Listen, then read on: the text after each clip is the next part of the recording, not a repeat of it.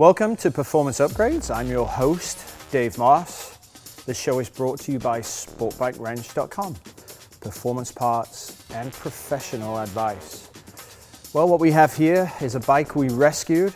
It is a 2007 GSX-R750. And what we are going to do is take this bike and make it into a track-only motorcycle. The bike was clearly used for stunting. It was up for sale for a long period of time. It has probably been down several times. We ran it on the dyno. The power curve was awful, so we did some further investigation and found out that the engine had a blown head gasket, that the clutch perch was the wrong one, and that piece was disconnected, and that is a problem that causes some fault codes in the ECU. And so what we're going to do is transform this into a brand new bike. So from a budget standpoint, where are we at? When we took it to GP Frame and Wheel to have it measured, we're in $40 for the assessment and the measurement.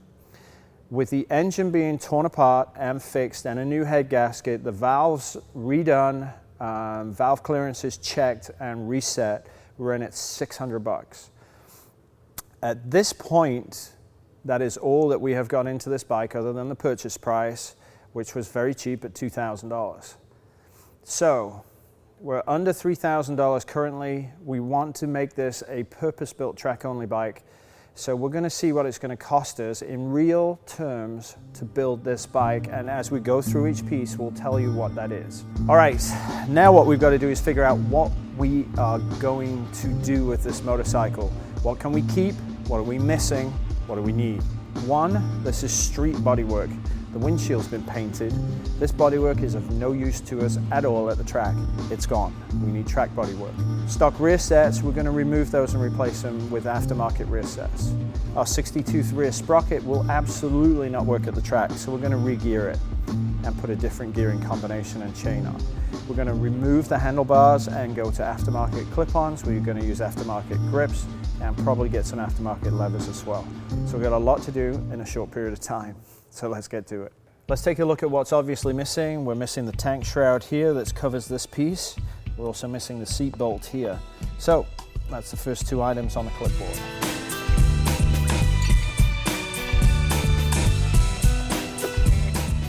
So looking at the bike, our first section of subframe here, the black piece, is actually perfect. But our second piece up here, the silver steel piece or aluminum, is actually bent.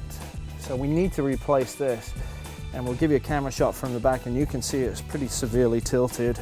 So next off, we've got to go ahead and remove the headlamp. We're going to keep the fairing stay.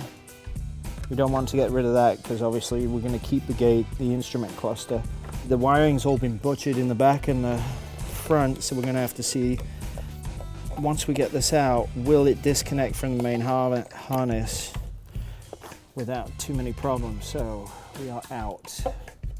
This is a mess. So we will go ahead, disconnect the lower headlight. That's out the way. The turn signals have already been disconnected. We want to now go ahead and disconnect that because we don't need it. These are the side lights here, which were probably turned into turn signals, would be my guess. We don't need the upper headlight. That will quite simply just pull off. We have one left. So yeah, they actually did turn these into turn signals in the front of the headlight. All our extraneous connections for headlights and indicator beams, etc., we can just go ahead and zip tie them to the main part of the harness here because we have to keep this piece of the wiring that clips right back into the gauges. So at this point, this is as much as we want to take off the front of the bike here. And I know a popular question is, how much are we saving weight-wise? Maybe 3 to 5 pounds, maybe. I'm not a very good judge of weight, but it's certainly, in modern terms, very obviously these things are really light. It's all about in this sport bike class of having the lightest bike out there. So yeah, 3 to 5 pounds probably. Okay, now all our bodywork is off the bike. All of our bolts are in a Ziploc bag, which we will label as fairing or bodywork. because we could reuse these if we need to, and that way we don't lose anything. Secondly, in looking at taking the bodywork off, the harness still has all the street connections that it should have for headlights, tail lights, turn signals, everything. So I'm not going to go ahead and cut all that off and make it a custom race harness. At some point we might want to turn this back into a street bike, and if we do, all the connections are there to allow us to do that. That's something you should consider if you are making a track day bike. Do you want that versatility to still be in the motorcycle? The other part now, what we've got to do is take a visual inspection of the entire motorcycle, starting from the front to the back, and see what we have, what we're missing, and what we might need. First order of business, front wheel. 3 different things. 1, is the wheel straight? 2, are the rotors straight sitting in there? And 3, what lines do we have? Well, we basically have stock lines, and we're going to go ahead and replace those with braided steel lines for the track because we need improved brake performance. So,